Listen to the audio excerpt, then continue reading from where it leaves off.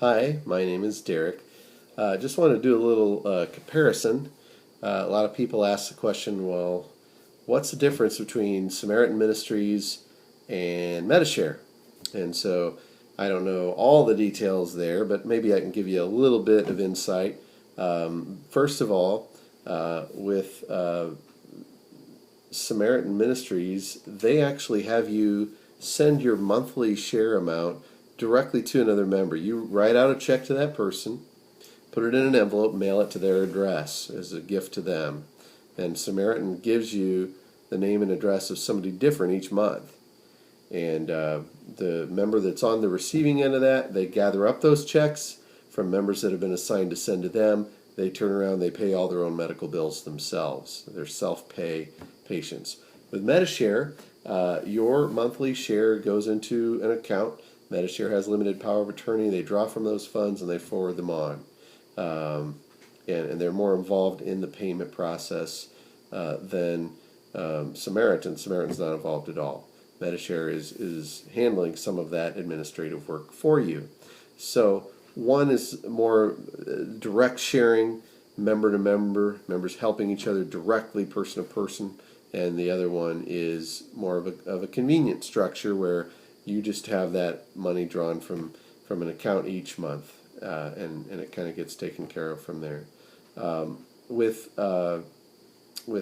Medi-Share, there are some health and age differences. In other words, your monthly share is in part based on the your health and your age. Those fluctuate as time goes on. Medi-Share does offer a senior discounted program called Senior Assist, but generally it goes up as you get older. With Samaritan Ministries, your monthly share, after you turn 26, your monthly share stays the same all the way through the membership. And so it's a set amount based on the size of membership, and then a certain amount for a single, certain amount for a couple, a set amount for a family of 3 or more. With Medi-Share, there is sort of a PPO kind of network involved there, and that's beneficial for folks in the sense that they have they go to their provider within their network and they are able to have some kind of a prearranged discount. Now, I don't know exactly how that works. I believe they show some kind of a card and then they are able to get that kind of a discount for that service, whatever it would be. But there is that. Now, Samaritan does not have prearranged discounts. Their members are all self-pay, so their members actually go to their providers directly.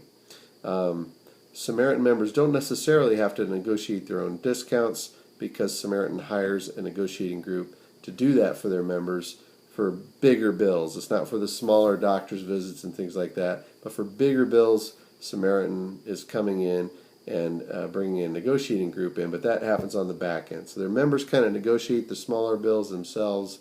The negotiating group comes and does the bigger bills, and then they are then able to, any discounts that they get actually will go toward their $300 amount. So many members end up with no out-of-pocket with Samaritan if they have more than $300 in discounts on their bills. So that's really neat. Now with Medi-Share, they're involved in that payment process and I believe in the negotiation process too.